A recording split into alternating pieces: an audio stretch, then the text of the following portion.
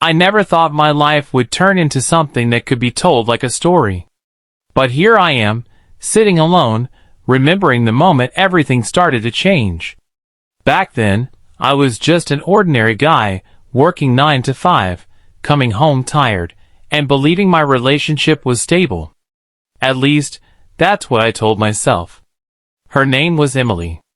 She was the kind of woman who could light up a room without even trying.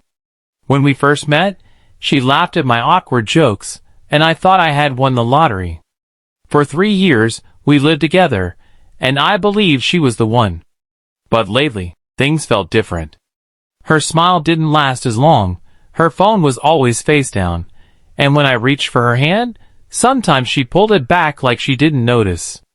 One evening, while she was taking a shower, her phone lit up on the nightstand. A message popped up, just one line. "Can't wait to see you again." My heart froze. I didn't touch the phone, I couldn't. My hands were shaking too much. When she came out, I looked at her, trying to act normal, but inside, a storm was raging. I kept asking myself, who was that? Why didn't she tell me?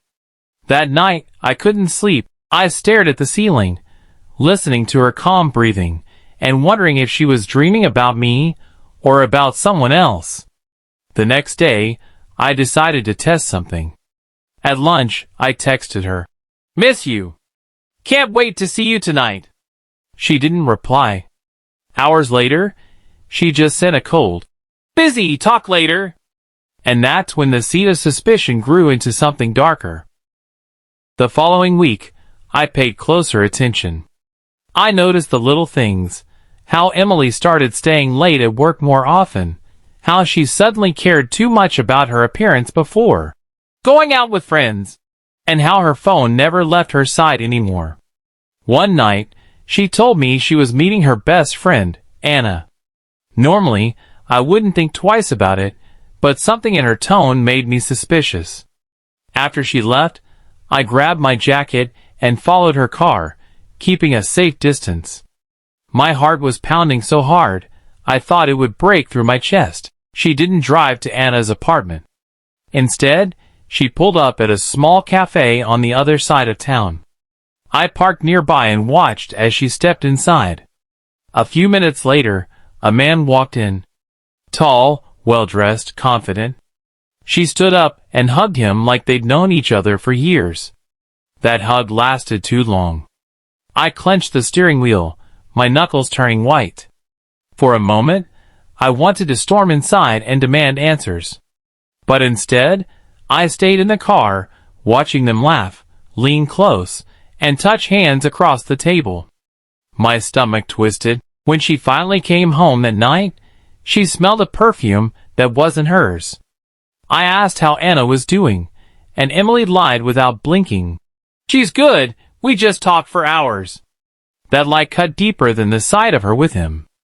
I told myself maybe it was just an old friend, maybe I was overthinking. But deep down, I already knew. A few days later, I came home earlier than usual. The apartment was quiet, lights dimmed.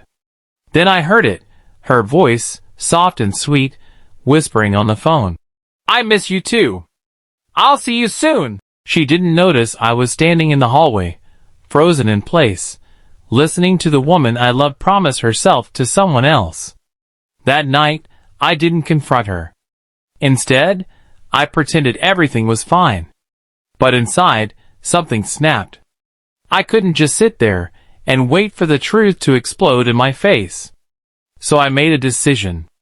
If Emily was going to play games with me, I would play too. The next morning, I woke up before her. She was still asleep, her phone clutched tightly in her hand like a secret she couldn't let go of.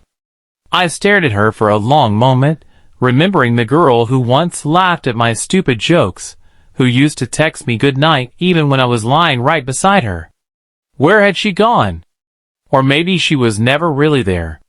I needed proof. Real proof. Something that couldn't be explained away with another lie. So I started digging. Whenever she showered, I'd glance at her phone.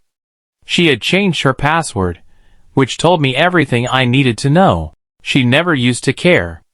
Now, she guarded that device like her life depended on it. At work, I couldn't focus. Numbers blurred on the screen. My coworkers asked if I was okay, but I brushed them off. All I could think about was Emily and that man. Who was he? How long had this been going on? And why did it hurt so much to even imagine the answers? That evening, when she told me she had extra work to finish, I pretended to believe her. As soon as she left, I followed again. But this time, I didn't stay in the shadows. I parked closer. I needed to see everything with my own eyes. She met him at a hotel. Not a cafe, not a park, but a hotel. Watching her walk into that building with him felt like someone had set fire to my chest. My vision blurred, and for a second, I thought I might actually pass out. I sat in the car for nearly an hour, gripping the steering wheel, debating what to do. Burst in and catch her? Call her phone and watch her lie right in front of me? Or just leave, pretending I never saw any of it? When she finally came out, her hair slightly messy, her smile brighter than it had been in months, I knew there was no mistake. It wasn't work. It wasn't a friend. It was betrayal, raw and simple. But here's the strange thing. I didn't confront her. Not yet. Instead, I drove home before she did, sat on the couch, and waited. When she walked in, pretending she was exhausted from working late, I kissed her on the forehead and told her I had ordered takeout. She smiled, relieved, and I almost laughed. Because in that moment, I realized something powerful. She thought I was blind. But I wasn't. And if she wanted to play this game, I was going to change the rules. From that night on, everything shifted. Outwardly, I acted the same, smiling, joking, pretending to be the clueless boyfriend who believed every word she said. But inside, I was planning. Every detail, every move. I started documenting everything.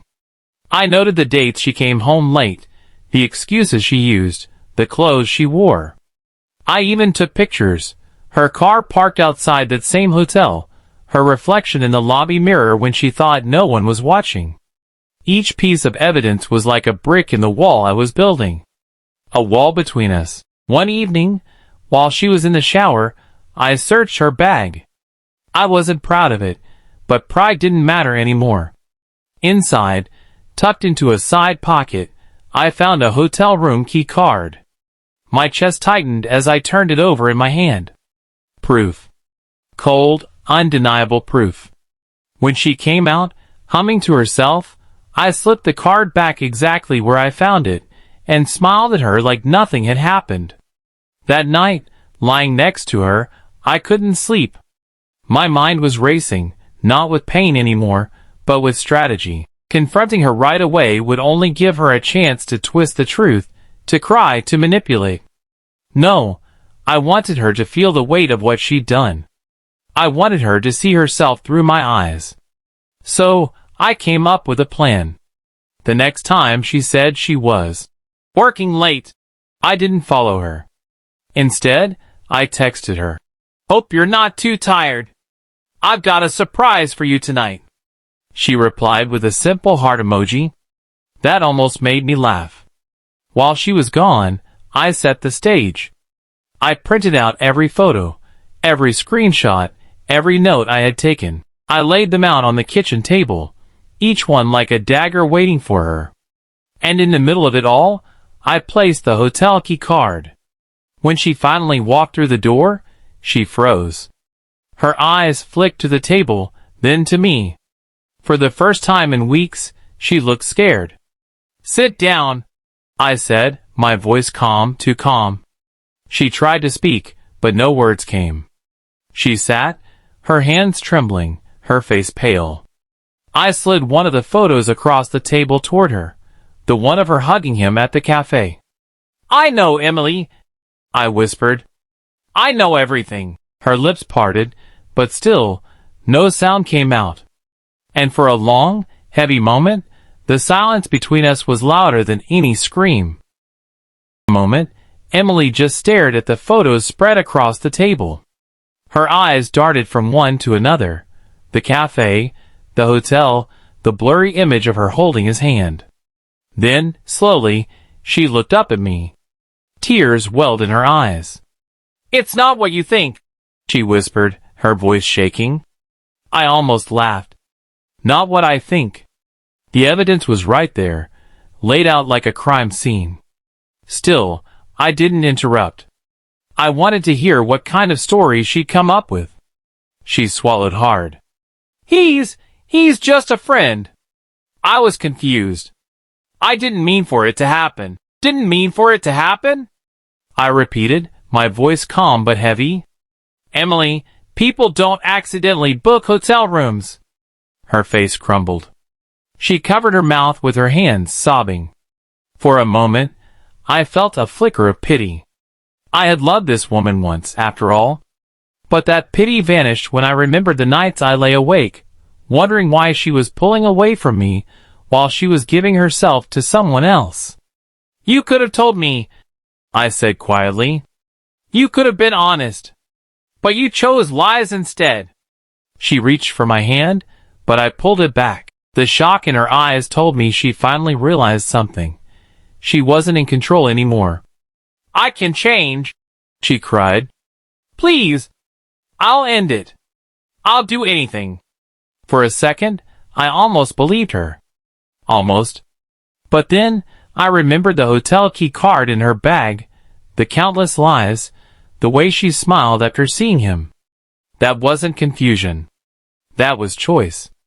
I stood up, pushing the chair back slowly. "It's too late, Emily." She shook her head violently, tears streaming down her face. "No, please! Don't leave me!" But I didn't answer. Instead, I walked to the bedroom, grabbed the small suitcase I had packed earlier, and slung it over my shoulder. I had already prepared for this moment. As I headed toward the door, she chased after me, grabbing my arm. "Wait! We can fix this!" I turned to her one last time, meeting her desperate, broken gaze. And I said the only words that mattered. "You broke us the moment you chose him." Then I left. The night air hit me like a wave, cold and sharp, but freeing. For the first time in months, I felt lighter. Behind me, through the window, I could hear her sobbing, but it wasn't my problem anymore. I didn't know what the future held. I didn't know if the pain would fade quickly or stay with me forever. But I did know one thing. I wasn't going to live as a fool in someone else's story. This was my story now. And it was only just beginning.